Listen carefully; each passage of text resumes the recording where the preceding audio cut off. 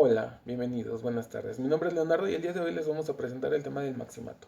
Para poder comprender el maximato tenemos que entrar en contexto. Para esto tenemos que explicar el sexenio de Álvaro Obregón. Álvaro Obregón llega al poder en el año de 1920, 10 años después de iniciada la revolución. Para cuando él llega al poder, el país casi está en ruinas. No hay carreteras, no hay educación, tampoco hay dinero. El campo está totalmente destruido. Él se pregunta de dónde puede sacar dinero. La primera idea que se le viene a Álvaro Obregón es sacar dinero del petróleo, pidiéndoles impuestos a los extranjeros.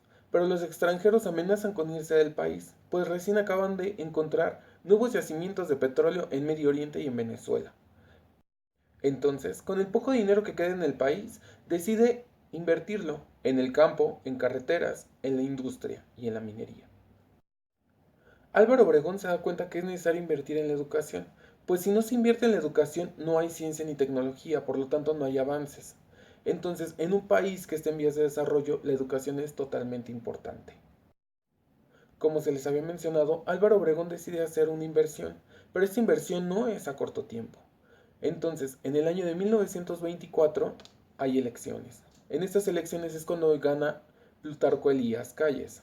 Para el año de 1924, año en el que Plutarco Elías Calles sube al poder, recién se empiezan a ver los frutos de la política puesta por Álvaro Obregón.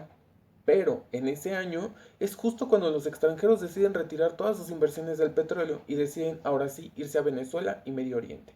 Entonces, una vez más, el país queda en quiebra.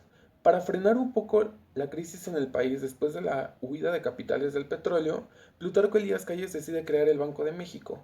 Para esto se hace una unificación de moneda en todo el país y de billetes. La mayor inversión que decide hacer Plutarco Elías Calles es el de la educación. También Plutarco Elías Calles piensa que sin educación no puede haber progreso en el país. Sin embargo, tiene un fallo en su gobierno y es declararle la guerra a la religión. Y en este momento es cuando se comienza el periodo que se conoce como la Guerra Cristera. Para el año de 1928 nuevamente hay elecciones. Sin embargo, Plutarco Elías Calles no quiere dejar el poder. Entonces él decide a quién poner en el poder y a esto se le llama el maximato. Momento en el que Plutarco Elías Calles gobierna tras bambalinas, teniendo una figura presidencial que puede manejar tras el poder. El primer presidente que tenemos en el maximato es Emilio Portes Gil, el cual comienza su poder durante 1928. Ya para 1928 se comienzan a ver los resultados de las políticas de Álvaro Obregón y Plutarco Elías Calles. Hay trabajo en las minas, hay trabajo en las tiendas y hay trabajo en las fábricas. Debemos de tomar en cuenta que todas estas industrias son de los extranjeros. Por lo tanto, el único recurso con el que cuenta México es con el del campo.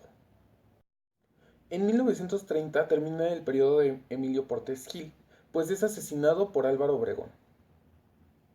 Al ser asesinado, Emilio Portes Gil se convoca a elecciones y sale ganador Pascual Ortiz Rubio, una persona que deseaba librarse de la mano de el jefe máximo. Sin embargo, eso no es posible. Pascual Ortiz Rubio se da cuenta que no hay exportaciones al extranjero. Es un presidente totalmente impopular. El que sigue llevando el control es el jefe máximo de la revolución. Su única actividad como presidente es darle el nombre de estado a Baja California Norte y Baja California Sur. Es tanta su impopularidad que decide renunciar en el año de 1932 y nuevamente hay elecciones. En estas elecciones gana Abelardo L. Rodríguez, el último del maximato. Su única acción como presidente fue inaugurar Bellas Artes, por lo demás también fue totalmente impopular.